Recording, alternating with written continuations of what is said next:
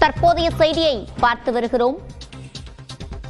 பாமக தலைவர் அன்புமணி மீதான வழக்கு விசாரணைக்கு இடைக்கால தடை விதித்திருக்கிறது உயர்நீதிமன்றம்.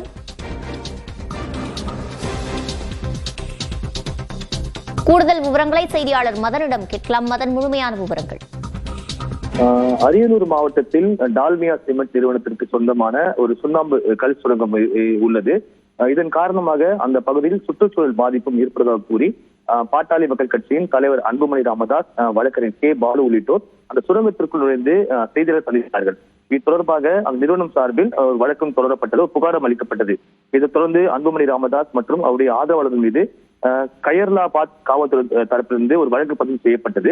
இந்த நிலையில்தான் அரியலூர் நீதிமன்றத்தில் உள்ள அந்த வழக்கின் விசாரணைக்கு தடை விதிக்க கோரியும் அந்த வழக்கை ரத்து செய்ய கோரியும் அன்புமணி ராமதாஸ் மற்றும் வக்கீல் கே பாலு ஆகியோர் சென்னை உயர்நீதிமன்றத்தில் இந்த வழக்கை தாக்கல் செய்தார்கள்.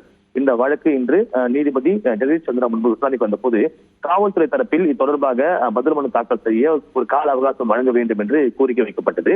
இதையடுத்து இந்த போராட்டத்தில் எந்த ஒரு வன்முறையும் நடைபெறவில்லை என்று தெரிவித்து இந்த வழக்கின் விசாரணைக்கு தற்போது ஒரு இடைக்கால தடை விதிக்கப்பட்டு இந்த வழக்கு விசாரணை மீண்டும் 4 வாரத்திற்கு தள்ளி வைக்கப்பட்டுள்ளது. விவரங்களை வழங்கியமைக்கு நன்றி மதன்.